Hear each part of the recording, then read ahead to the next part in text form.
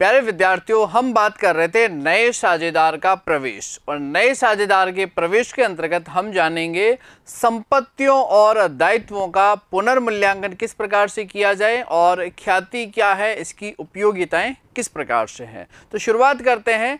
सबसे पहले हम बात करेंगे कि यदि नया साझेदार फर्म में प्रवेश करता है तो हमें क्या क्या समायोजन किए जाने हैं। फर्स्ट पॉइंट इसके अंतर्गत लाभ हानि विभाजन अनुपात, जिसके अंतर्गत हमने पिछली कक्षा के अंतर्गत पुराना अनुपात, नया अनुपात और त्याग का अनुपात क्या होता है और इसकी गणनाएं किस प्रकार से की जाती है, इसके बारे में संपूर्ण जानकारी ली थी।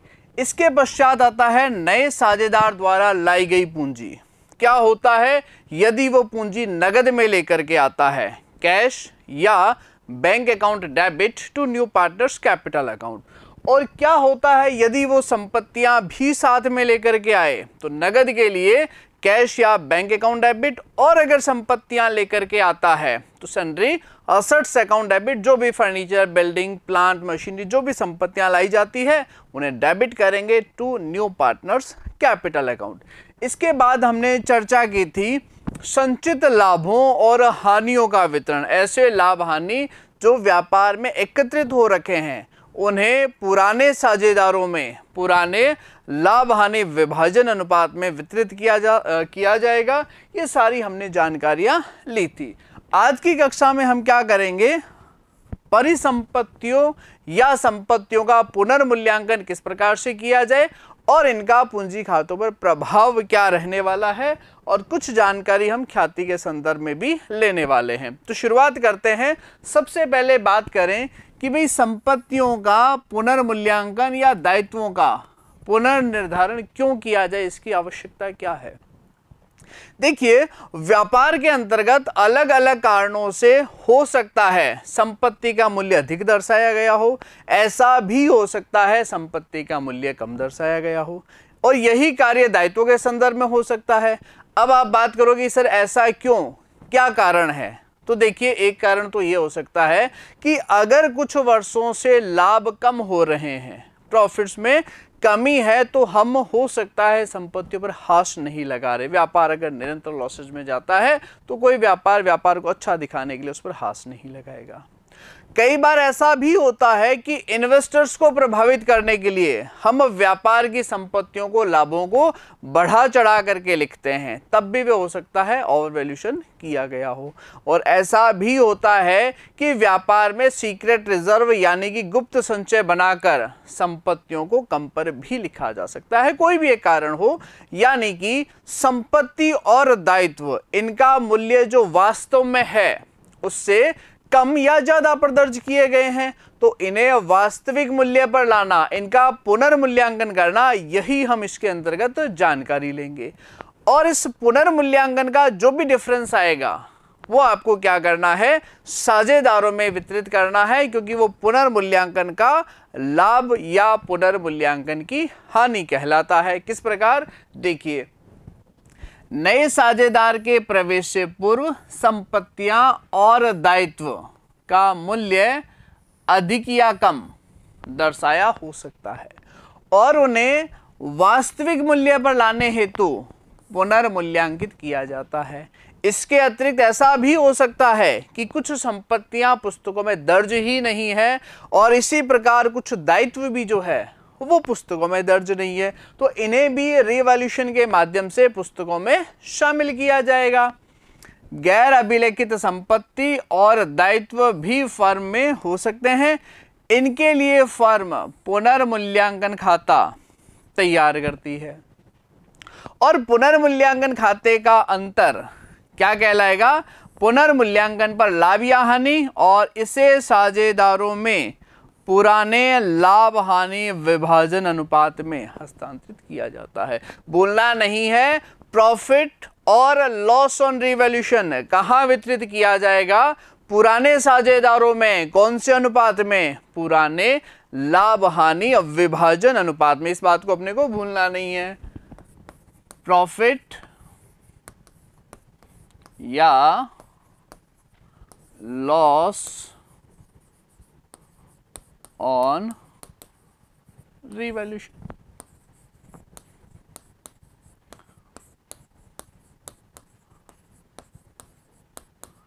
पुराने साझेदारों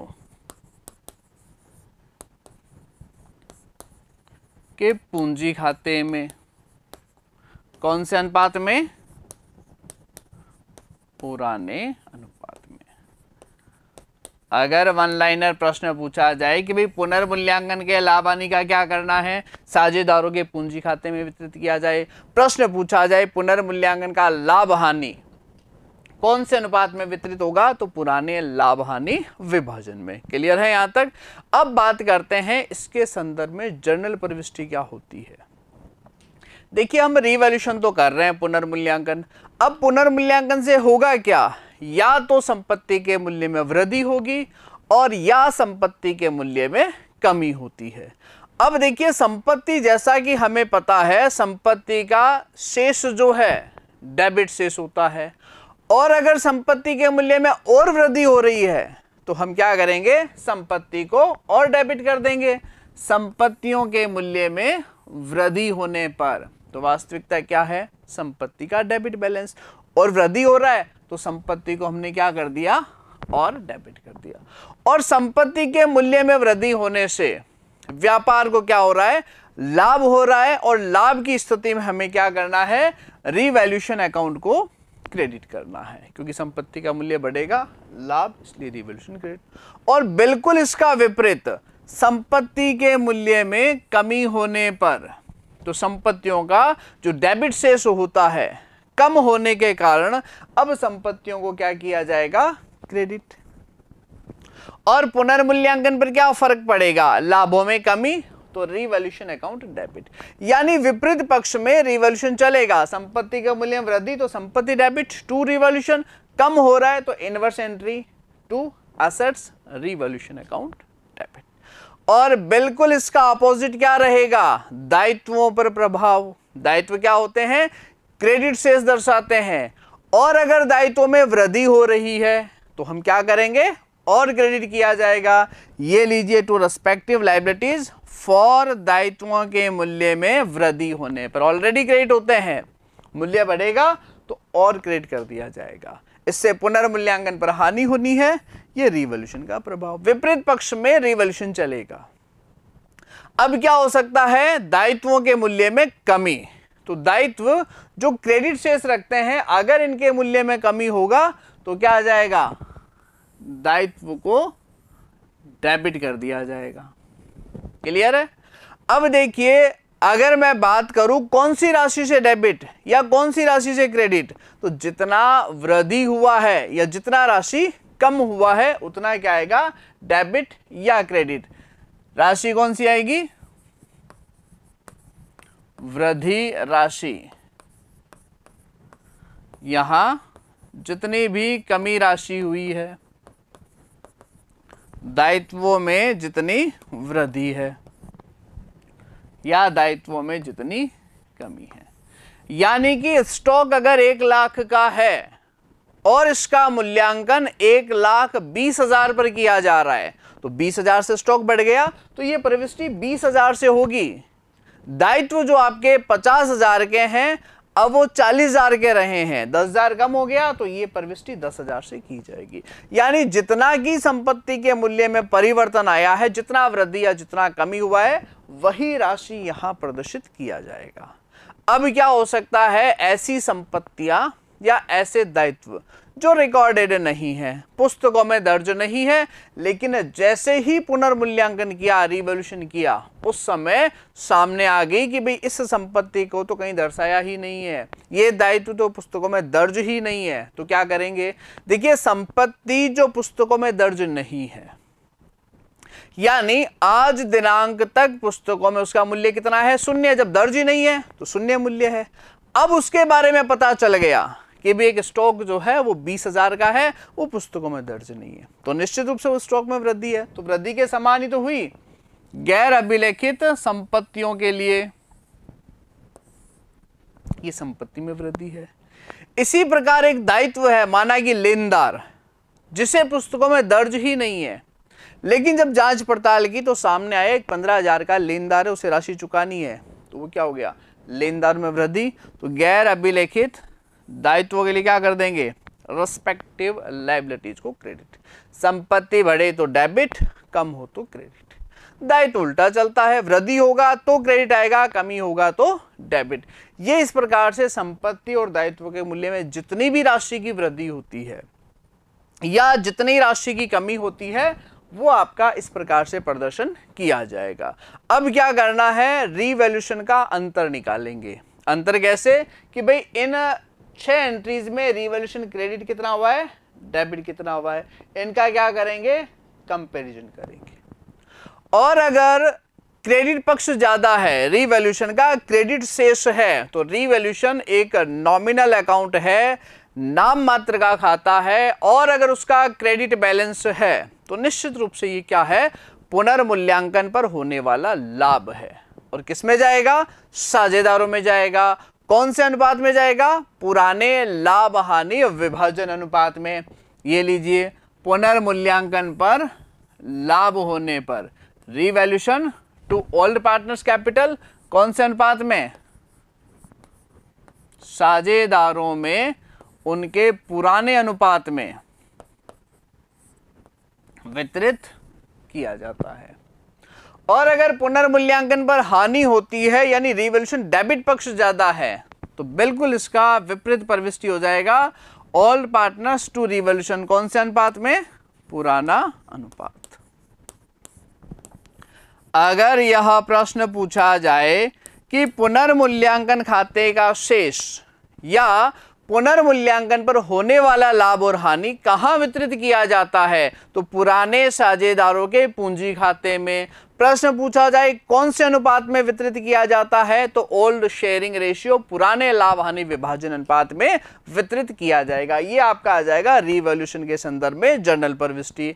अब बात करेंगे रीवैल्यूएशन अकाउंट कैसे बनाया जाता है। हालांकि जो हमने जर्नल प्रविष्टि सीखी है इन 3 स्लाइड में, अगर आप इनकी पोस्टिंग करते हो, खतौनी करते हो, तब भी ये खाता बन जाएगा। लेकिन हम सीधा भी सीखेंगे। रीवैल्यूएशन अकाउंट में आपको एक ही बात याद रखना है, संपत्तियों के मूल्य में वृद्धि। अगर संपत्ति के मूल्य में वृद्धि होता है तो हम यहां लिख देंगे बाय रेस्पेक्टिव असेट्स, कितनी राशि से, जितना राशि वृद्धि हुई है। जो भी वृद्धि राशि है, जितना इंक्रीज हुआ है, वह राशि यहां लिख दी जाएगी। तो संपत्ति में वृद्धि, कमी कहां आएगी, बिल्कुल इस तरफ। ये लीजिए, संपत्तियों के मूल्य में कमी होने पर जितना भी कमी राशि है वह अमाउंट जो है यहां पर प्रदर्शित होने वाला है। क्लियर है, जितना बढ़ेगा जितना कम। जैसे स्टॉक का मूल्यांकन 80,000 के स्थान पर 90,000 पर किया गया, 10,000 बढ़ गया, 10,000 यहां पर। फर्नीचर का मूल्यांकन 1 लाख के स्थान पर 10% कम पर किया गया, तो कितना कम, 10% यानी 10,000 यहां जाएगा। और दायित्व उल्टा चलेगा, संपत्ति में वृद्धि यहां, कमी यहां, तो दायित्व कमी इधर लिखेंगे और वृद्धि को इस तरफ। दायित्वों के मूल्य में कमी होने पर जितना भी कमी की राशि है उतना राशि लिखा जाएगा। और अगर दायित्वों के मूल्य में वृद्धि होता है तो वृद्धि यहां आ जाएगा। क्लियर है, कमी और वृद्धि। एक याद रख लिया, संपत्ति में वृद्धि तो संपत्ति में कमी, संपत्ति में वृद्धि तो दायित्व में कमी, दायित्व में कमी तो दायित्व में वृद्धि। अब बात करेंगे अनरिकॉर्डेड असेट्स और लायबिलिटीज, ऐसी संपत्तियां, ऐसे दायित्व जो पुस्तकों में दर्ज नहीं है। तो दर्ज नहीं है लेकिन अब जानकारी में आ गया ना, यानी इसमें वृद्धि है, तो संपत्ति में वृद्धि तो हुई। गैर अभिलेखित संपत्तियां, ज्ञात होना, संपत्ति में वृद्धि तो है, यहां आ जाएगा। और इसी प्रकार गैर अभिलेखित दायित्व अगर ज्ञात होते हैं तो यहां आ जाएगा। ये आपका बन जाएगा रीवैल्यूएशन अकाउंट। अब आपको क्रेडिट पक्ष की टोटल करना है इन तीनों की, डेबिट पक्ष की टोटल करना है इन तीनों की, और जो भी अंतर आएगा, जो डिफरेंस आएगा, वो क्या कहलाएगा, पुनर्मूल्यांकन पर होने वाला लाभ या हानि। अगर क्रेडिट पक्ष ज्यादा है, जैसा कि नॉमिनल अकाउंट में होता है, क्रेडिट ज्यादा यानी कि इनकम, तो ये क्या आ जाएगा आपका to old partners capital account, पुनर्मूल्यांकन पर लाभ होने पर। क्रेडिट पक्ष ज्यादा है तो पुनर्मूल्यांकन पर लाभ। और ओल्ड पार्टनर्स यानी कौन से अनुपात में? पुराने अनुपात में। और अगर डेबिट पक्ष की टोटल ज्यादा है तो क्या आ जाएगा? पुनर्मूल्यांकन पर हानि और ओल्ड पार्टनर्स पुराना अनुपात। किसी भी प्रकार की संपत्ति दायित्व का रिवैल्यूएशन किया जा रहा है, संपत्ति बढ़ गई, क्रेडिट है यानी लाभ है, कम हो गई डेबिट यानी कि हानि है। ओवरऑल डिफरेंस निकाला, पुनर्मूल्यांकन पर लाभ है, अगर क्रेडिट सेट ज्यादा है तो लाभ के रूप में यहां आ जाएगा to old partners capital account, यानी कि राम और श्याम, और अगर मोहन नए साझेदार के रूप में प्रवेश करता है तो ये अमाउंट सिर्फ राम और श्याम में जाएगी, पुराने साझेदारों में, नए में नहीं। और अगर डेबिट साइड की टोटल ज्यादा है, 20,000 रुपए ज्यादा है, तो 20,000 by old partners capital account, और ये भी कौन से अनुपात में जाएगी? ये जाएगी आपके पुराने अनुपात में।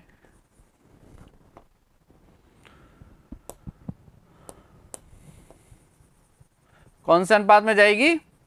पुराने अनुपात में।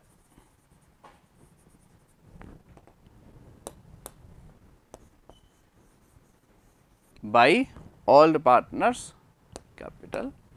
क्लियर है? ये पुनर्मूल्यांकन पर लाभ और हानि का जो डिस्ट्रीब्यूशन है इस प्रकार किया जाएगा। अब देखिए यहां पर भी एक विशेष ध्यान देने की जरूरत है। क्या? सबसे पहले पूछा जाता है पुनर्मूल्यांकन खाता कौन सा खाता है? नॉमिनल अकाउंट है, नाम मात्र का खाता है। वन लाइनर प्रश्न आ गया, नॉमिनल अकाउंट का नेचर क्या है? रिवॉल्यूशन का नेचर क्या है? Nominal account.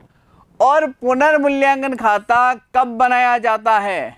नए साझेदार का प्रवेश, किसी साझेदार की मृत्यु या किसी साझेदार की निवृत्ति पर यह खाता बनाया जाता है, तैयार किया जाता है। और क्यों बनाया जाता है? संपत्ति और दायित्वों का पुनर्मूल्यांकन करने के लिए, उनका रिवैल्यूएशन करने के लिए खाता बनाया जाता है। संपत्तियों और दायित्वों के वास्तविक मूल्य ज्ञात करने हेतु, उनका रिवैल्यूएशन करने हेतु, उनका पुनर्मूल्यांकन करने हेतु यह खाता बनाया जाता है। और जो पुनर्मूल्यांकन खाते का जो शेष निकल करके आएगा, जो पुनर्मूल्यांकन पर लाभ या हानि होगा, उसका हम क्या करेंगे? वो अपने को क्या करना है? पुराने साझेदारों में उनके पुराने लाभ हानि विभाजन अनुपात में वितरित। पुनर्मूल्यांकन खाते का शेष यानी कि पुनर्मूल्यांकन पर लाभ या हानि पुराने लाभ हानि विभाजन अनुपात में। गड़बड़ मत कर देना, नए में नहीं आएगा। राम और श्याम, अगर मोहन एडमिशन ले रहा है तो पुराने तो राम और श्याम हुए, तो राम और श्याम में जाएगा, मोहन वाली गड़बड़ नहीं कर देना है। और एक विशेष बात का और ध्यान में रखना है, वो क्या है? यदि संपत्ति दायित्व का पुनर्मूल्यांकन तो किया जाए परंतु उनके पुस्तक मूल्य में कोई परिवर्तन नहीं किया जाए, यानी रिवॉल्यूशन तो करेंगे कि बिल्डिंग 1 लाख की है क्या, वास्तव में 1 लाख की है क्या, कम है या ज्यादा है, वो डिफरेंस निकालेंगे, लेकिन उनके बुक वैल्यू में कोई चेंज नहीं करेंगे, यानी कि नए चिट्ठे में भी पुराने मूल्य पर ही प्रदर्शित किया जाना हो। यानी बिल्डिंग 1 लाख की है, रिवॉल्यूशन किया, पता चला वो तो 1,20,000 की है, या हो सकता है वो 90,000 की हो। लेकिन जो एडमिशन के बाद नई बैलेंस शीट बनेगी उसमें जो बैलेंस शीट के अंतर्गत संपत्ति और दायित्व है उनका मूल्य चेंज नहीं होगा। यानी पहले 1 लाख था, वो बाद में भी 1 लाख लिखेंगे, चाहे उसका वैल्यूएशन 1,20,000 पर किया जाए या उसका वैल्यूएशन जो है 90,000 पर किया जाए, संपत्ति के पुस्तक मूल्य में चेंज नहीं करना है। नई बैलेंस शीट में उनको पुराने मूल्य पर लिखना है। तो क्या करना है? पुनर्मूल्यांकन खाता यानी कि रिवॉल्यूशन अकाउंट के स्थान पर स्मरणार्थ पुनर्मूल्यांकन खाता यानी कि मेमोरेंडम रिवॉल्यूशन अकाउंट बनाया जाएगा। 1 लाख का वैल्यूएशन 1,20 पर किया तो नई बैलेंस शीट में 1,20 पे आना चाहिए, तब तो हो गया रिवॉल्यूशन। लेकिन ये कह रहा नई बैलेंस शीट में 1,20 नहीं 1,00,000 ही लिखना है। रिवॉल्यूशन कीजिए लेकिन उसका वैल्यू चेंज मत कीजिए। नए चिट्ठे में उनको पुराने मूल्य पर लिखना हो तो रिवॉल्यूशन की जगह पर मेमोरेंडम रिवॉल्यूशन आ जाएगा। अब इसका फर्क क्या पड़ने वाला है वो देखते हैं। तो प्रविष्टियों में साधारणतया लगभग कोई चेंजेस नहीं है, जैसा कि संपत्तियों के मूल्य में वृद्धि होने पर बिल्कुल वही प्रविष्टि है, respective assets debit to memorandum revolution account. ये एक क्या है, नया शब्द जुड़ गया, रिवॉल्यूशन की जगह पर क्या आ गया, मेमोरेंडम रिवॉल्यूशन अकाउंट। इसी प्रकार संपत्ति के मूल्य में कमी होने पर संपत्तियों को क्रेडिट करना है, रिवॉल्यूशन की जगह क्या आ गया, मेमोरेंडम रिवॉल्यूशन अकाउंट। बिल्कुल सेम चल रहा है, संपत्ति बढ़ रहा है तो असेट्स टू रिवॉल्यूशन था, वो मेमोरेंडम रिवॉल्यूशन हो गया। कम पर मेमोरेंडम रिवॉल्यूशन टू असेट्स। इसी प्रकार दायित्वों के मूल्य में वृद्धि होने पर तो दायित्व को क्रेडिट करते थे, रिवॉल्यूशन की जगह नया शब्द आ गया, मेमोरेंडम रिवॉल्यूशन अकाउंट। और राशि भी वही लेनी है, कौन सी, जो भी आपकी वृद्धि राशि है या जितनी भी संपत्तियों के मूल्य में कमी आई है या दायित्वों के मूल्य में वृद्धि हुई है, अमाउंट चेंज नहीं। यानी फिलहाल इतना ही चेंज है, रिवॉल्यूशन के स्थान पर मेमोरेंडम रिवॉल्यूशन शब्द काम में लिया गया है। दायित्वों के मूल्य में कमी होने पर वही प्रविष्टि है, शब्द चेंज हो गया, रिवॉल्यूशन की जगह मेमोरेंडम रिवॉल्यूशन अकाउंट। और गैर अभिलेखित संपत्तियों के लिए सेम प्रविष्टि है, शब्द का फेर है, रिवॉल्यूशन की जगह मेमोरेंडम रिवॉल्यूशन अकाउंट। और इसी प्रकार गैर अभिलेखित दायित्व के लिए सेम प्रविष्टि, चेंज क्या है, रिवॉल्यूशन की जगह मेमोरेंडम रिवॉल्यूशन अकाउंट। यानी चाहे रिवॉल्यूशन बनाए या मेमोरेंडम रिवॉल्यूशन, ये 6 प्रविष्टि सेम है, सिर्फ रिवॉल्यूशन की जगह क्या आ गया, मेमोरेंडम रिवॉल्यूशन अकाउंट। अब आप कहोगे सर अगर सेम ही है तो फिर हमें क्यों पढ़ाया जा रहा है, तो पढ़ाया क्यों जा रहा है, इसका कारण ये रहा। यानी कि जब आप रिवॉल्यूशन अकाउंट बनाते हो तो लाभ की भी एक प्रविष्टि की जाती है और अगर हानि है तब भी एक प्रविष्टि की जाती है। यहां पर 2 प्रविष्टियां हैं। देखिए पुनर्मूल्यांकन पर लाभ होने पर 1 और 2 प्रविष्टि की गई है। कितनी प्रविष्टि की गई है, 2 प्रविष्टि। और हानि पर भी कितनी प्रविष्टि की गई है, 2 प्रविष्टि की गई है। अब आप कहेंगे सर फर्क क्या है, देखिए memorandum revolution to old partners capital, ये प्रविष्टि हम पहले भी करते थे और कौन से अनुपात में करते थे, पुराना अनुपात। और अगर हानि होती थी तब भी ये प्रविष्टि हम पहले करते थे, कौन सा अनुपात, पुराना अनुपात। यहां तक कोई चेंज नहीं है। लाभ की प्रविष्टि memorandum revolution to old partners capital पुराने अनुपात में, और हानि होने पर old partners capital to memorandum revolution पुराने अनुपात में। लेकिन एक नई एंट्री दोनों तरफ जुड़ गई है। अगर लाभ है तो एक और प्रविष्टि होगी और वो जो आ जाएगी आपके कौन से अनुपात में, नए अनुपात में। कौन से अनुपात में जाएगी,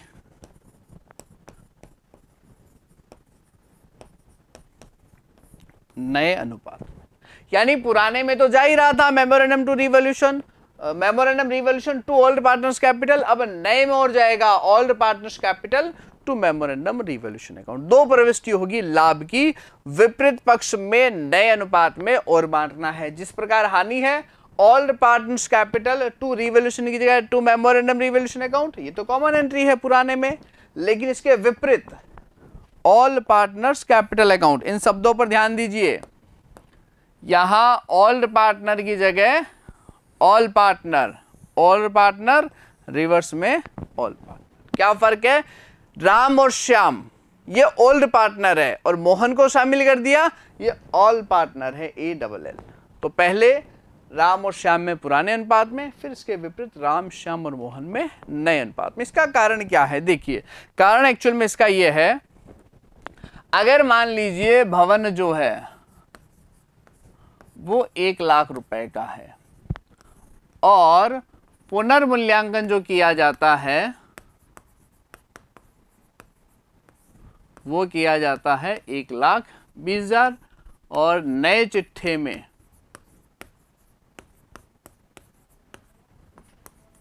1,20,000 आएगा।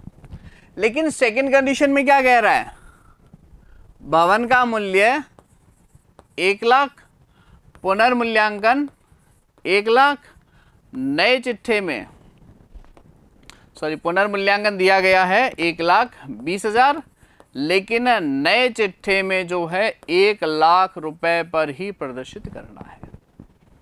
ये चेंजेस है। तो देखिए, जो आपने वैल्यूशन किया था 1,00,000 की जगह पर 20,000, तो ये 20,000 क्या था, लाभ था, जिसको हमने क्या किया, पुराने साझेदारों में वितरित किया और बैलेंस शीट में 1,20 चला गया। यहां क्या हुआ, वैल्यूशन किया 1,00,000 का 1,20,000 पर, तो 20,000 क्या हुआ, लाभ। ये राम एंड श्याम का हिस्सा हुआ। जिस प्रकार ये भी था ना राम एंड श्याम का, वैसे ही राम और श्याम का हुआ। लेकिन ये कह रहा है कि पुस्तक मूल्य चेंज मत कीजिए, नई बैलेंस शीट में इसे वापस 1,00,000 पे ही लिखिए। तो अब ये जो 20,000 की हानि हो रही है, ये राम, श्याम और मोहन तीनों पर आने वाली है। समझ में आ गई मेरी बात। एक कंडीशन थी पुनर्मूल्यांकन की, 1,00,000 का मूल्यांकन 1,20 पर, 20,000 बेसिक प्रॉफिट हो गया पुनर्मूल्यांकन का, पुराने अनुपात में बांट दिया और नए चिट्ठे में भी 1,20 पे रह गया। लेकिन कंडीशन क्या डाली गई है, पुनर्मूल्यांकन तो करेंगे, लेकिन जो नया चिट्ठा बनेगा इनके मूल्य में कोई परिवर्तन नहीं है। तो जैसे ही पुनर्मूल्यांकन किया, लाभ हुआ 20,000 का, ये तो जाएगा राम और श्याम में। लेकिन नए चिट्ठे में इसको किस पर लिखना है, 1,00,000 पे लिखना है, तो ये 20,000 हानि मानते हुए जो करेंगे अपन राम, श्याम और मोहन में। यानी जो 20,000 का लाभ है, इसकी एक प्रविष्टि लाभ मानते हुए और एक हानि मानते हुए करेंगे। इसी प्रकार अगर हानि हो तो एक प्रविष्टि को हानि मानते हुए पुराने अनुपात में और विपरीत पक्ष में जो है नए अनुपात में भी की जाएगी। अब खाता किस प्रकार बनाना है, बिल्कुल वैसा ही जैसा रिवॉल्यूशन में था, थोड़ा चेंज है, वो भी हम बात कर लेंगे। किस प्रकार से, देखिए, संपत्तियों के मूल्य में वृद्धि होने पर बस एक शब्द याद रखना है, चाहे रिवॉल्यूशन अकाउंट बनाते हो या मेमोरेंडम रिवॉल्यूशन अकाउंट बनाते हो, इस शब्द पर गौर कीजिएगा। संपत्तियों के मूल्य में वृद्धि क्रेडिट में आएगी तो कमी कहां आ जाएगी, डेबिट में। क्लियर है। दायित्व विपरीत चलेंगे, संपत्ति में वृद्धि आई है तो दायित्व में क्या आएगी, कमी, और दायित्व में कमी यहां आई है तो दायित्व में वृद्धि कहां आ जाएगी, यहां आ जाएगी। गैर अभिलेखित संपत्तियां, संपत्तियों में वृद्धि तो है, यहां आ जाएगी, और गैर अभिलेखित दायित्व जो है उनको ज्ञात होने पर दायित्व में वृद्धि है, यहां आ जाएगी। ये रिवॉल्यूशन में भी लिखते थे, ये हमने मेमोरेंडम रिवॉल्यूशन में भी लिखा है, यहां तक कोई परिवर्तन नहीं है। अब हमने क्रेडिट पक्ष की टोटल की तीनों की, डेबिट पक्ष की टोटल की तीनों की, तो हमारे पास में आ गया profit on revolution balancing figure, अंतर की राशि। हो सकता है डेबिट ज्यादा हो तो यहां आ जाता बाय लॉस ऑन रिवॉल्यूशन, कोई बड़ी बात नहीं है। तो माना कि प्रॉफिट आ गया, यहां लिख दिया हमने प्रॉफिट ऑन रिवॉल्यूशन। अब देखिए रिवॉल्यूशन में क्या करते थे, रिवॉल्यूशन में हम करते थे जैसे ही लाभ हुआ पुराने साझेदारों में यहीं पर बांट देते थे, और अगर हानि होती तो यहां पर बांट देते। लेकिन मेमोरेंडम रिवॉल्यूशन अकाउंट में क्या है, थोड़ा सा चेंज है, और वो चेंज क्या है, वो चेंज ये है कि यहां पर तो लिखना है प्रॉफिट ऑन रिवॉल्यूशन और इस राशि को यहां नीचे बांटना है इस टोटल के बाद में ओल्ड पार्टनर्स कैपिटल अकाउंट, जैसे माना कि राम एंड श्याम है। कौन से अनुपात में, पुराने अनुपात में। ये जो पुराने अनुपात में यहां बांटा जा रहा था, इस टोटल के बाद नीचे बांटा गया है, और इसके विपरीत पक्ष में ये यहां से आ गया, इसके विपरीत पक्ष में ऑल पार्टनर्स, सभी साझेदारों में नए अनुपात में वितरित किया जाएगा। कौन से अनुपात में वितरित किया जाएगा, नए अनुपात में जो है इस राशि को वितरित किया जाएगा। क्रेडिट का शेष, डेबिट का शेष। अंतर लिया प्रॉफिट ऑन रिवॉल्यूशन पुराने अनुपात में। भाई ऊपर बांटो नीचे बांटो एक ही बात है, यहां तक तो था रिवॉल्यूशन, लेकिन जैसे ही विपरीत पक्ष में नए अनुपात में बांटा, ये मेमोरेंडम रिवॉल्यूशन में काम किया जाता है। अगर डेबिट साइड की टोटल ज्यादा होती, यहां लिखते बाय लॉस ऑन रिवॉल्यूशन और नीचे लिखा जाता आपका पुराने अनुपात में, इसके विपरीत में आता फिर आपका नया अनुपात। यानी 2 बार डिवाइड करना है, एक बार पुराने अनुपात में और दूसरी बार जो आएगा वो आपका आएगा नए अनुपात में। और ऐसा करने के बाद में जो बैलेंस शीट बनेगी, इसमें पुस्तक मूल्य जो है वो चेंज नहीं होगा। बिल्डिंग का वैल्यूएशन 1 लाख का 20 पर किया है, लेकिन नए चिट्ठे में वो 1 लाख पे जाएगी, इसमें कोई परिवर्तन नहीं होना है अगर मेमोरेंडम और रिवॉल्यूशन अकाउंट बनाते हो। क्लियर है यहाँ तक कैसे रिवॉल्यूशन और मेमोरेंडम रिवॉल्यूशन बनता है। अब बात करेंगे ख्याति होता क्या है, वैल्यूएशन कैसे किया जाए और उसका जो समायोजन है वो किस प्रकार से किया जाए। सबसे पहले बात करता हूं मैं ख्याति होती क्या है। तो ख्याति जो है, साझेदारी खातों में ख्याति एक विशेष पहलू है जिसका फर्म के पुनर्गठन, चाहे वो नए साझेदार का प्रवेश हो, किसी साझेदार की डेथ हो, रिटायरमेंट हो, किसी भी कंडीशन में जो है इसका समायोजन जो है वो करना आवश्यक है।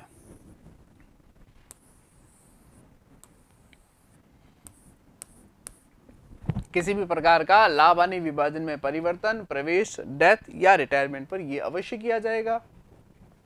अब बात करते हैं ख्याति होती क्या है। ख्याति एक अदृश्य संपत्ति होती है, एक अमूर्त संपत्ति होती है, एक आभासी संपत्ति होती है, यानी जो दिखाई नहीं देती, जिसका रंग रूप स्वरूप आकार जो है वो पता नहीं होता। एक अदृश्य, अमूर्त और आभासी संपत्ति होती है जिसे हम इंटेंजिबल असेट्स भी कहते हैं। और ये होता क्या है, व्यापार की आकर्षण शक्ति होती है जो ग्राहकों को आकर्षित करती है, ग्राहकों को खींचती है, ग्राहकों को बार बार उसी व्यापार से प्रोडक्ट खरीदने के लिए उत्साहित करती है। वो सब फैक्टर जो है आपकी गुडविल कहलाएगा, ख्याति कहलाएगा।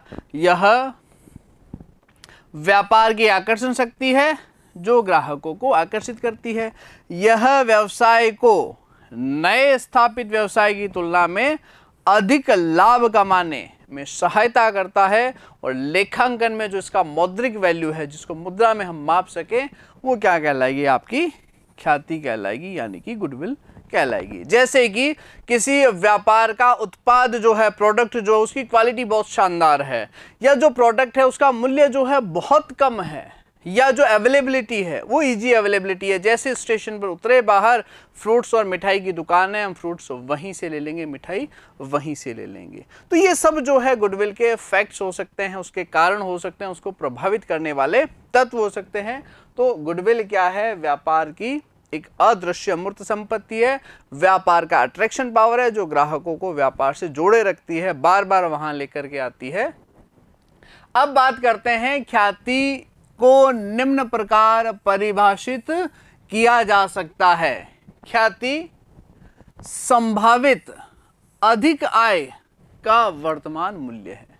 यानी कि आप 1 लाख रुपए अपने व्यापार में लगाएं, एक नया व्यापार स्थापित करें, और उसी 1 लाख रुपए को आप मेरे व्यापार जो ऑलरेडी चल रहा है, अगर आप उसमें विनियोजित करते हैं तो निश्चित रूप से जो लाभ है वो आपको अधिक मिलने वाले हैं। कारण क्या, क्योंकि आप एक तो नया व्यापार शुरू करेंगे, दूसरा मैं ऑलरेडी व्यापार पहले से चला रहा हूँ, व्यापार की बारीकियां मुझे ध्यान में है, मैंने इतने सालों से व्यापार को रनिंग किया है, तो निश्चित रूप से व्यापार अब लाभों की तरफ चल रहा है। तो जो 1 लाख रुपए आप पूंजी लेकर के आएंगे, मैं जो आपको एक्स्ट्रा लाभ दूंगा, एक्स्ट्रा बेनिफिट्स दूंगा, उसके लिए मैं आपसे ख्याति अवश्य लूंगा। तो ख्याति क्या होती है, अधिक लाभ का वर्तमान मूल्य। यानी आपको नए व्यापार की तुलना में मेरे व्यापार में जुड़ोगे तो भविष्य में आपको अगले 5 साल 10 साल तक जो है आपको इतना एक्स्ट्रा बेनिफिट मिलेगा, उसका आज के दिन जो मैं मूल्य आपसे वसूल करने वाला हूं वही ख्याति है, वही गुडविल है। व्यवसाय का पूंजीगत मूल्य जो उसकी विभेदात्मक लाभ क्षमता प्रॉफिटेबिलिटी से जुड़ा हुआ है, ऐसा मूल्य, ऐसा कैपिटलाइज्ड वैल्यू जो उसकी प्रॉफिटेबिलिटी से जुड़ा हुआ है कि भाई ये लाभ तो निश्चित रूप से होगा। ये अपन क्या कर सकते हैं, ख्याति को इस प्रकार से प्रभावित कर सकते हैं। अब हम बात करेंगे ख्याति के मूल्य को प्रभावित करने वाले घटक। कि भाई जिससे गुडविल बढ़ सकती है किसी व्यापार की, मूल्य पर क्या प्रभाव रहने वाला है, इसके फैक्ट्स जो है, तत्व जो है, कारक जो है वो इस प्रकार है। सबसे पहले बात करते हैं व्यापार का स्वरूप क्या है, प्रोडक्ट किस प्रकार से, उनकी प्राइसिंग कैसी है, उनका मैनेजमेंट कैसा है, व्यापार का आकार प्रकार कैसा है, उन चीज़ों पर ख्याति जो है वो अवश्य निर्भर करती है। अगर ये अच्छा है, जैसे कि एक फर्म को उच्च मूल्य वृद्धि उत्पादों का उत्पादन करती है या जिनके उत्पादों की मांग स्थिर रहती है, अधिक लाभ कमाती है, ऐसे फर्मों की ख्याति जो है अधिक है। यानी कि अगर आप मार्केट में जाते हो, आपको एलजी के प्रोडक्ट्स जाते ही भी एलजी इलेक्ट्रॉनिक्स में हमें तो टीवी दिखा दीजिए, फ्रिज दिखा दीजिए, रेफ्रिजरेटर दिखा दीजिए, तो वो क्या है, उस कंपनी की ब्रांडिंग है, उत्पाद का जो है प्रोडक्ट जो है अच्छा है। एलजी की जगह अगर मान लीजिए आपको फिलिप्स के पसंद आ रहे हैं, भाई नहीं फिलिप्स के जो है वो अच्छे रहते, तो वो क्या है, उसकी ब्रांडिंग है, उसके व्यापार का स्वरूप है। जो प्रोडक्ट है उनकी मांग स्थिर रहने वाली है, यानी कि आप ऐसा कार्य करते हो जिसकी डिमांड मार्केट में नहीं गिरेगी, आपका प्रोडक्ट अवश्य बिकेगा, बजाय इसके कि आप नया प्रोडक्ट लॉन्च करो, उसकी डिमांड होगी नहीं होगी कुछ भी नहीं जानकारी है। तो दो अलग अलग चीज़ें हैं। यानी कि अगर आप समर सीजन में फ्रिज, रेफ्रिजरेटर, एसी, कूलर इनका व्यापार कर रहे हो तो निश्चित रूप से डिमांड आएगी। और कोई ऐसा व्यापार है जिसका अभी सीजन नहीं है, इस तरह का कोई प्रोडक्ट अगर आप बेचना चाह रहे हो तो उसकी डिमांड फिलहाल नहीं आने वाली। स्थान, यदि व्यवसाय का जो केंद्रीय स्थान पर स्थित है तो निश्चित रूप से ग्राहकों की अधिक भीड़ होने वाली है, अधिक संख्या होने वाली है, ख्याति जो है वो अवश्य बढ़ जाएगी। जैसा कि मैंने बताया था कि हम जैसे ही किसी दूसरे शहर में अपने रिश्तेदारों से, जानकारों से मिलने जाते तो निश्चित रूप से हम फ्रूट या सब्जी, फ्रूट या जो भी मिठाई हम अवश्य वहाँ पर लेकर के जाएंगे। तो जैसे हमें स्टेशन पर उतरे, वहीं सामने एक मिठाई की दुकान मिली, हमने वहीं से मिठाई ली और चल पड़े। तो वहाँ पर डेली बेसिस पर हो गया ना, अभी कस्टमर आएंगे ही आएंगे, तो उसका मूल्य जो रहेगा, गुडविल का मूल्य जो रहेगा वो ज़्यादा रहेगा। या किसी मार्केट विशेष में जो दुकानें हैं, मेन फ्रंट पर है, तो सबसे पहले प्रोडक्ट जो है वहाँ से खरीदा जाएगा। लेकिन ऐसा भी हो सकता है फ्रंट वाली दुकानें माल नहीं बेच पा रही है, पीछे की दुकानें अधिक माल बेच पा रही, इसका रीज़न, तो इसका कोई और रीज़न रहेगा, वहाँ क्वालिटी अच्छी मिल रही होगी, प्राइस जो रहेगी, डिस्काउंट जो है वो ज़्यादा मिलेगा, प्राइस कम रहेगी, कोई भी फैक्टर हो सकता है जो कस्टमर को व्यापार तक लेकर के आए। प्रबंध निपुणता, मैनेजमेंट किस प्रकार से है, उनकी स्किल्स कैसी है, व्यापार करने की जो उनकी क्षमता है वो किस प्रकार से है। एक दुकान विशेष में हम जाते हैं, हमने प्रोडक्ट खरीदा, पसंद नहीं आया, हमने कहा नहीं यहाँ तो जचा नहीं। और कई बार हम ऐसी दुकानों में जाते हैं कि प्रोडक्ट हमें चाहे इतना पसंद नहीं आया, लेकिन वहाँ का जो मैनेजमेंट है, जो एनवायरनमेंट है, उन्होंने इस तरह से एक माहौल, एक एनवायरनमेंट क्रिएट किया कि हमें वो प्रोडक्ट लेना पड़ गया। हमें लगा कि नहीं ये प्रोडक्ट तो अवश्य लेना चाहिए। तो उनकी क्या थी, मैनेजमेंट स्किल्स थी। अगर ऐसा है तो निश्चित रूप से उस व्यापार की गुडविल ख्याति जो है अधिक रहने वाली है। बाजार किस प्रकार का है, यानी आप एक ऐसा प्रोडक्ट चलाते हो जहां आपकी मोनोपोली है, उस तरह का प्रोडक्ट मार्केट में मिलता ही नहीं है, सिर्फ आप ही बेच रहे हो, तो निश्चित रूप से वहां पर आप लाभ जो है वो अधिक अर्जित करेंगे।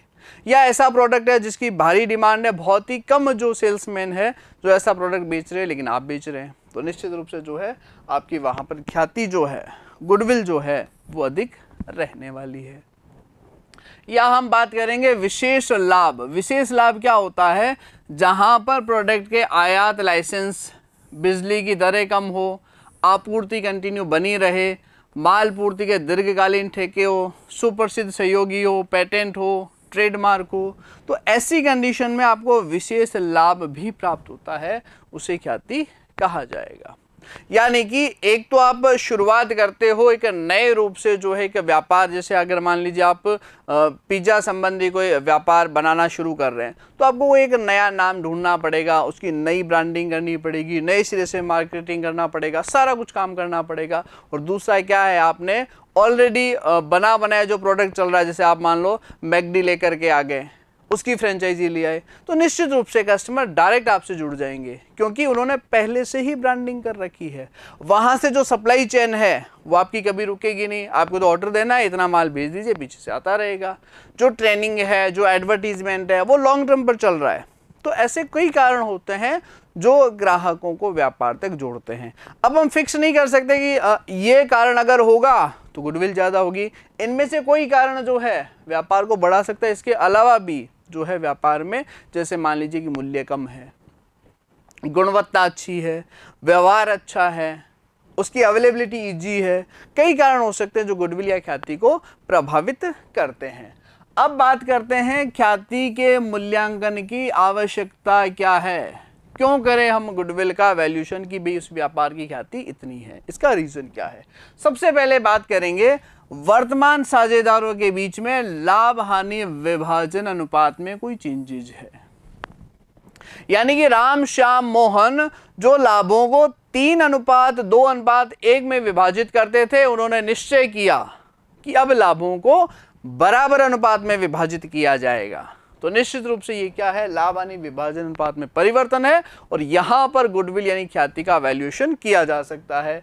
किसी नए साझेदार का प्रवेश, साझेदार की सेवानिवृत्ति, साझेदार की मृत्यु, फर्म का विघटन या जो चालू व्यापार है उसे बेचा जाए, या दो फर्मों का एकीकरण हो जाए, मर्ज हो जाए, इन सभी कंडीशन में गुडविल का वैल्यूएशन किया जा सकता है, ख्याति का मूल्यांकन किया जा सकता है।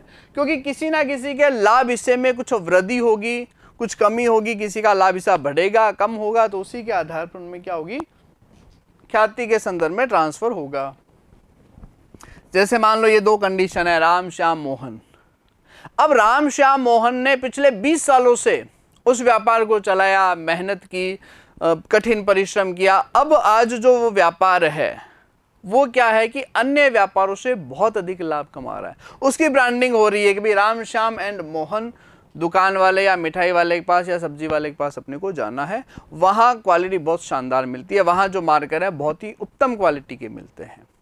तो निश्चित रूप से राम श्याम मोहन तीनों ने मेहनत की है, लेकिन जैसे ही मोहन की मृत्यु होती है या मोहन जो फर्म से रिटायर हो जाता है, तो उसकी मृत्यु या उसकी निवृत्ति के बाद में क्या उसे अब लाभों से, फर्म के लाभों से कोई हिस्सा मिलेगा? बिल्कुल नहीं मिलेगा, वो तो निवृत्त हो गया, वो तो डेथ हो गई। ना ही डेथ होने पर उसके स्थान पर उसकी संतान जो है इसमें शामिल हो सकती है, जब तक कि शेष साझेदारों की सहमति नहीं हो और एंट्री भी होती है तो एज ए न्यू पार्टनर होती है, मोहन की जगह पर नहीं। तो मोहन तो जा रहा है, लेकिन मोहन ने फर्म के लिए बहुत कुछ किया है। तो फर्म की जो गुडविल बनी है, जो ख्याति बनी है, क्या उसमें मोहन का हिस्सा नहीं है? जो ब्रांडिंग, जो प्रसिद्धि फर्म ने पाई है, क्या उसमें मोहन का हिस्सा नहीं है? बिल्कुल है। तो मोहन का हिस्सा मोहन को दिया जाएगा ना, तो वो हिस्सा कितना बनेगा?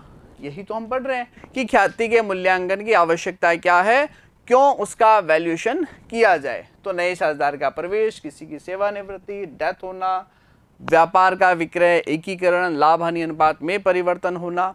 अब बात करेंगे ख्याति मूल्यांकन की विधियां।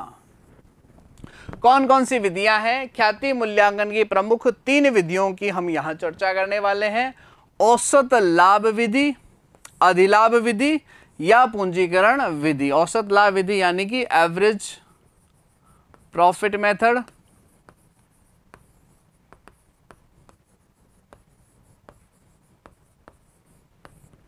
और अधिलाभ यानी सुपर प्रॉफिट मेथड।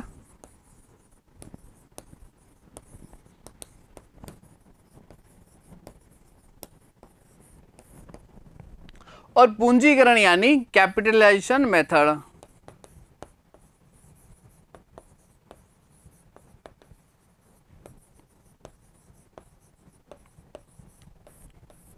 ये जो है 3 विधियों की हम यहां पर चर्चा करने वाले हैं। औसत लाभ क्या होता है? औसत लाभ से जो हम ख्याति की गणना करते हैं, हमें पिछले कुछ वर्षों के लाभ दिए गए होंगे, उन लाभों का हम एवरेज निकाल लेंगे। कैसे निकालेंगे? 5 साल के लाभ है, 5 को जोड़ा, 5 का भाग लगा दीजिए। 10 साल का लाभ है, 10 साल के लाभ को जोड़ा, 10 का भाग लगा दिया। 7 साल का लाभ है, लाभों को जोड़ा, 7 का भाग लगा दिया। ये तो आ जाएगा आपका एवरेज प्रॉफिट। और करना क्या है, इस एवरेज प्रॉफिट को जितने वर्ष का क्रय कहा जाए, जैसा कि प्रश्न में कहा जाए कि 7 वर्षों के औसत लाभों को 3 वर्ष के क्रय के आधार पर ख्याति की गणना, तो 7 सालों का एवरेज निकालेंगे, उसको 3 से गुणा कर देंगे।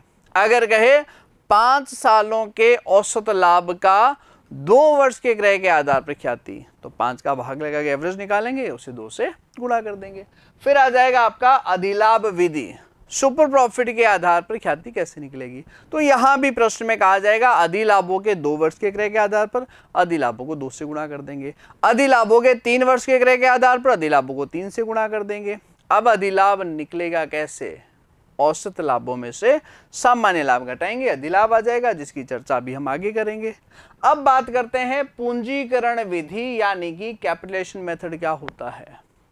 पूंजीकरण विधि के अंतर्गत हम औसत लाभों और अधिलाभों का पूंजीकृत मूल्य ज्ञात करते हैं।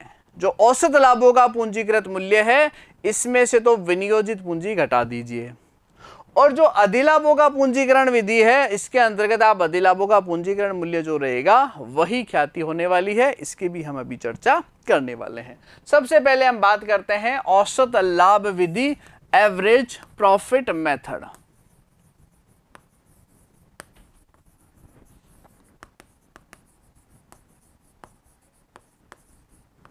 एवरेज प्रॉफिट मेथड के अंतर्गत क्या करते हैं, कुछ वर्षों के लाभों में वर्षों की संख्या का भाग देकर के औसत लाभ ज्ञात किया जाएगा, और औसत लाभ में क्या करना है, जितनी भी स्वीकृत संख्या है जो क्रय के वर्ष है उनसे गुणा करके ख्याति का मूल्य ज्ञात किया जाएगा। क्या करना है, औसत लाभों से आसे कुछ वर्षों के लाभों को जोड़कर वर्षों की संख्या का भाग देकर ज्ञात करने से है।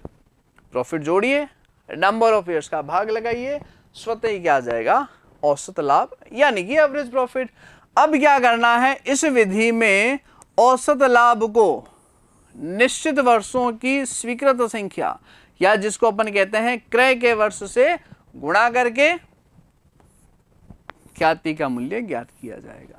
मान लीजिए 5 साल का लाभ है, एवरेज निकालेंगे, डिवाइड बाई 5, और 2 वर्ष का क्रय के, आपको प्रश्न में इंफॉर्मेशन होगी 2 वर्ष के क्रय के आधार पर, 3 वर्ष के क्रय के आधार पर उतने से गुणा कर देंगे, स्वतः ही क्या आ जाएगी, गुडविल आ जाएगी, ख्याति। किस प्रकार, देखिए गत 5 वर्षों में एक फर्म का लाभ जो है वो इस प्रकार है, 2012 के लिए दिया गया है 4 लाख, 2013 के लिए दिया गया है 3,98,000, 14 के लिए दिया गया है 4,50,000, 15 के लिए 4,45,000 और 16 के लिए 5 लाख रुपए।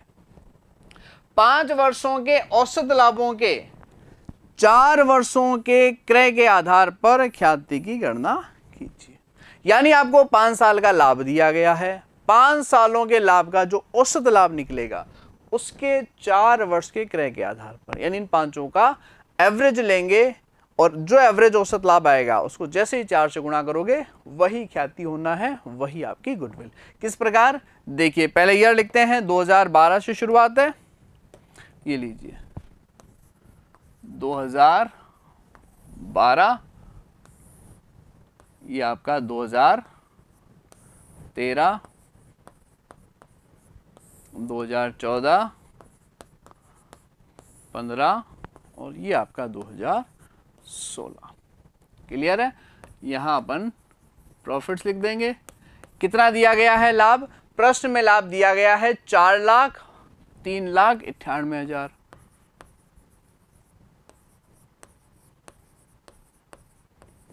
और कितना दिया गया है लाभ, 4,50,000, 4,45 और 5 लाख लिख लेते हैं।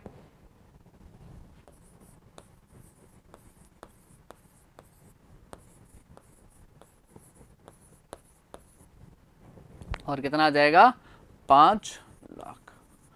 अब हमें क्या करनी है, इनकी टोटल कर दी जाएगी। टोटल कितनी आएगी, 4 लाख, 3,98,000, 4,50, 4,45 और 5 लाख। तो ये आ जाएगी आपकी 21,93,000 टोटल। टोटल कितना आ जाएगा, 21,93,000 किसकी, 4,03,98,000, 4,50, 4,45 और 5 लाख की टोटल। अब क्या करना है, इसका औसत निकाल लेंगे। औसत कितना आएगा, 21,93,000 में क्या करना है, 5 का भाग लगाना है। ये आपका आ गया एवरेज प्रॉफिट। यानी कि औसत लाभ। क्या करना है? 21,93,000 में 5 का भाग, तो कितना आ जाएगा? 5 का भाग लगोगे 4, एक उधर शिफ्ट हो गया, 3, 4 उधर शिफ्ट हो गया, 8, 43,860 रुपए की आ गई अपनी औसत लाभ। ख्याति नहीं है, क्योंकि अपने को प्रश्न में क्या कहा गया है? 5 वर्षों के औसत लाभों के 4 वर्षों के क्रय के आधार पर, जो आपका 5 साल का एवरेज प्रॉफिट निकला है उसके 4 वर्ष के क्रय के आधार पर, यानी कि उसको 4 से गुणा जब करोगे आप, तब आपकी आएगी गुडविल। तो ये तो आ गई आपकी औसत लाभ। अब गुडविल, ख्याति कितनी आएगी?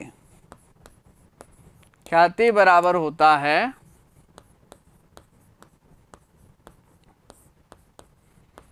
औसत लाभ गुणा क्रय के वर्ष। औसत लाभ कितना है? 43,860 गुणा क्या करना है? 4। ये क्या आ जाएंगे? आपके एवरेज प्रॉफिट आ जाएंगे, औसत लाभ। जैसे ही आप 4 से गुणा करोगे, 0, 24, 2, 32, 4, 3, 1, ये आ जाएगा 1,75,440। 24, 2, 32, 2, 34, 3, 12, 3, 15, 1, 16 और 1, 17, यानी 1,75,400 रुपए। ये क्या आ जाएगी? आपकी गुडविल आ जाएगी ख्याति। किस प्रकार से निकाली है? 5 वर्षों के औसत लाभ को 4 से गुणा की जाए, क्योंकि 4 वर्षों का क्रय प्रश्न में कहा गया है। इसमें कंफ्यूज नहीं होना है, स्पष्ट लिखा है 5 वर्षों के औसत लाभ, तो एवरेज तो 5 सालों का निकलेगा, और 4 वर्ष का क्रय यानी औसत लाभ को जो है हमें क्या करना है? 4 से गुणा करनी है। ये क्या आ जाएगा? गुडविल यानी ख्याति। अब इसके अंतर्गत एक पॉइंट जो है अपने को ये ध्यान में रखना है, यदि लाभों में असामान्य या असाधारण या हम कहें गैर व्यापारिक या भविष्य में नहीं होने वाले लाभ हानि अगर सम्मिलित है तो उन्हें अलग किया जाएगा। यानी ऐसे लाभों को तो घटाया जाएगा और ऐसी हानियों को जो है हम उसमें जोड़ देंगे। इसका कारण क्या है?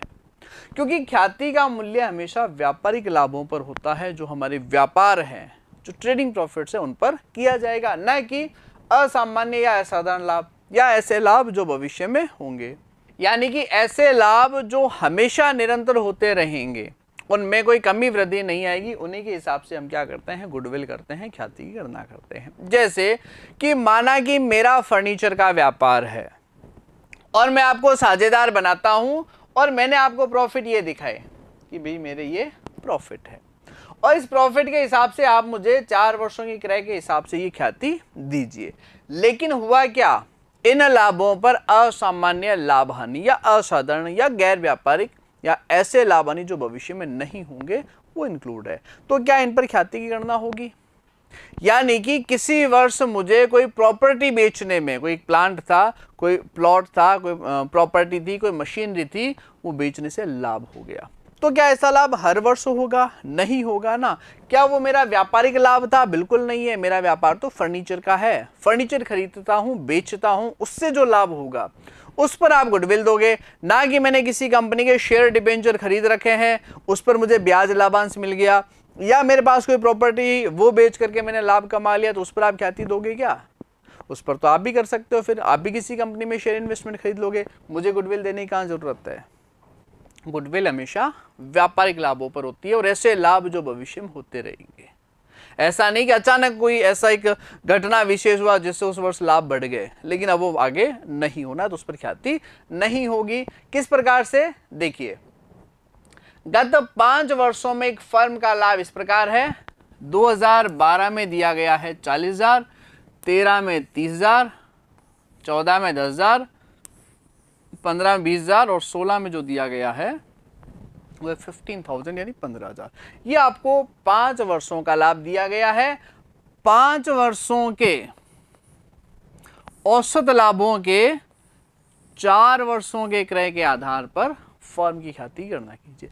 एवरेज तो 5 का निकालना है, लेकिन उसे 4 से गुणा करोगे तो वो आपकी गुडविल आ जाएगी, ख्याति आ जाएगी। लेकिन यदि लाभों में निम्न मदे शामिल हो, 2012 में गैर व्यापारिक आय 10,000 रुपये शामिल है, तो क्या यह जो गैर व्यापारिक आय जो इस आय में शामिल, इस लाभ में शामिल, उस पर ख्याति देगा क्या? नहीं दी जाएगी, इस अमाउंट को घटा देंगे। जो 2013 में 5,000 रुपए की मशीनरी आग से नष्ट हो गई, तो निश्चित रूप से इससे हानि हुई होगी। तो क्या ये हर वर्ष होने वाली हानि है क्या? नहीं। तो ऐसे असाधारण, असामान्य, गैर व्यापारिक या भविष्य में नहीं होने वाले अगर लाभ है तो घटा दीजिए क्योंकि वो जुड़े हुए हैं, और अगर ऐसी हानियां शामिल है तो उन्हें जोड़ दीजिए क्योंकि वो लाभों में से घटी हुई है। तो किस प्रकार से करेंगे? सबसे पहले तो अपन प्रॉफिट्स ले लेंगे। कितना दिया गया है? 2012 से शुरुआत करते हुए ये लिया आपने ने 2012, 2013, 2014, 15 और ये आपका 2016। ये आपको जो है इस प्रकार से प्रॉफिट दिया गया है। कितना दिया गया है? 40, 30, 10, 20, 15, 40,000, 30,000,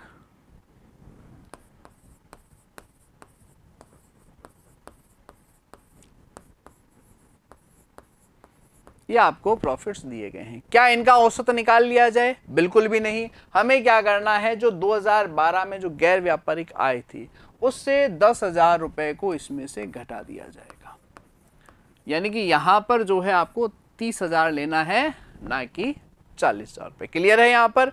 नेक्स्ट क्या दिया गया है? 2013 में 5,000 की मशीनरी नष्ट होगी, तो क्या हर बार होगी क्या? बिल्कुल नहीं होगी। इसे हम क्या कर देंगे? जोड़ देंगे। तो एवरेज निकालिए कितना आएगा?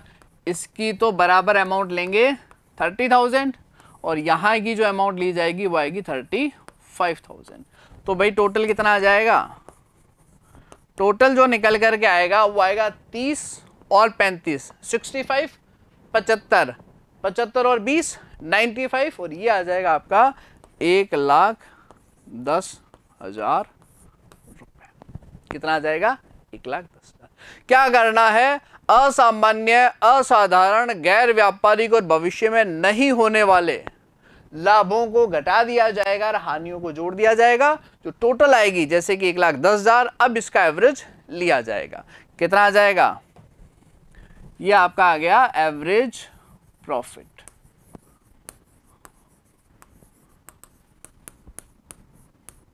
एक 1,10,000 में आपने 5 का भाग लगा दिया, ये आ गया 22,000। ये क्या आया? 22,000 औसत लाभ यानी कि एवरेज प्रॉफिट। लेकिन ख्याति कितना है? ख्याति कहा है 5 वर्षों के औसत लाभों का 4 वर्षों के क्रय के आधार पर, यानी इसको 4 से गुणा करोगे तभी जो है आपकी गुडविल निकलेगा, ख्याति निकलेगा। ख्याति बराबर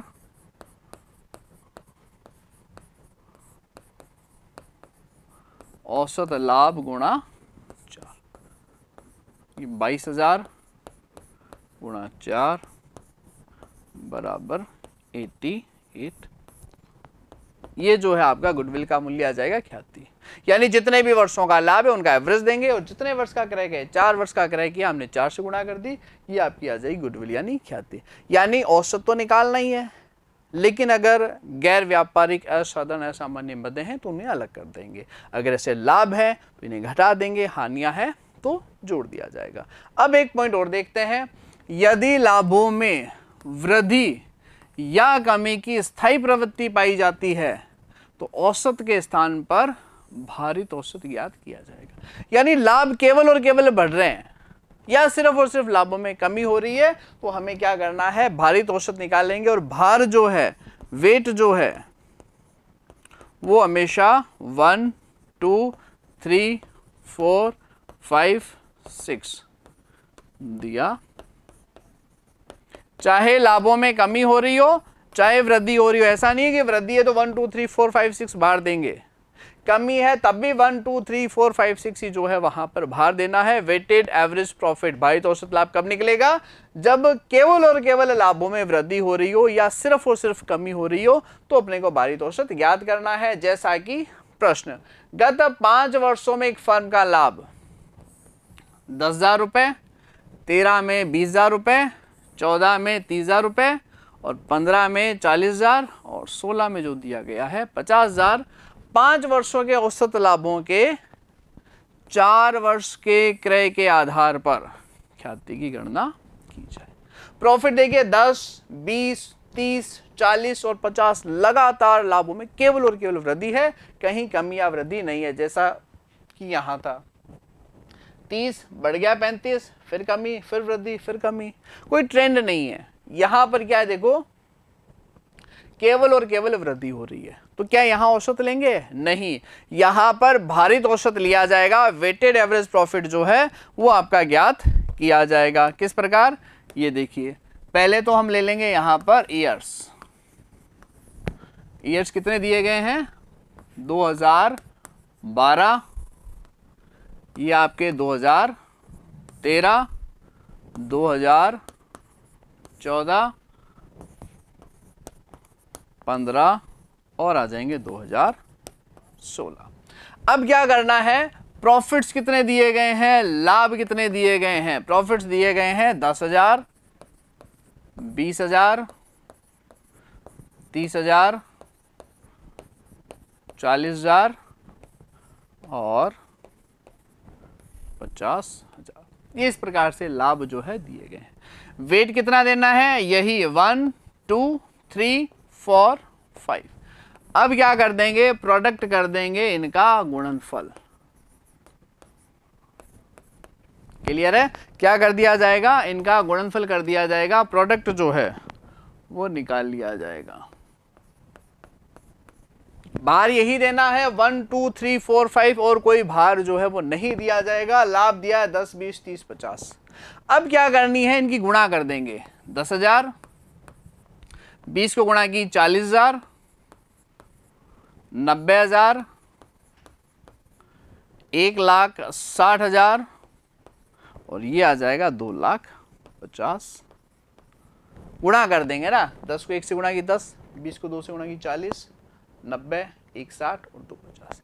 तो ये आ जाएगा आपका 5,50,000।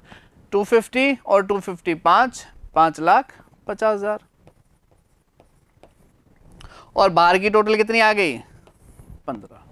ये आपका इस तरह से एक स्लैब बन जाएगा। आपको ईयर्स दे रखे हैं, लाभ दे रखे हैं और क्या कहा है? 5 वर्षों के औसत लाभ को 4 से गुणा करके गुडविल यानी कि ख्याति ज्ञात कीजिए। ये हमने वेट दिया 1 2 3 4 5। ऐसा क्यों किया गया? भार क्यों दिया गया? क्योंकि लाभों में केवल और केवल वृद्धि है। अगर कम ज्यादा होते रहते, फ्लक्चुएट होते रहते, तब नहीं निकालते। केवल वृद्धि है, भार दे दिया, गुणनफल कर दिया।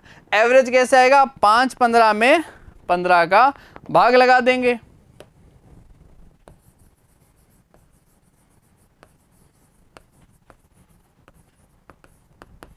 एवरेज प्रॉफिट कितना दे रखा है? 5,50,000। इसके अंतर्गत क्या कर देंगे अपन?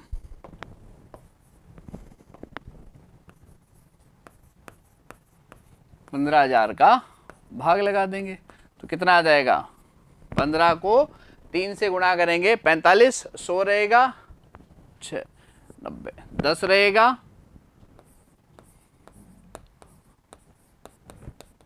ये अमाउंट जो है निकल करके सामने आ जाएगा। 15 का भाग लगाएंगे 45, 10 रहेगा, 6 90 फिर 10 रहेगा, यानी ये इस तरह से चलता रहेगा। और ख्याति क्या आएगी? गुडविल क्या आएगी?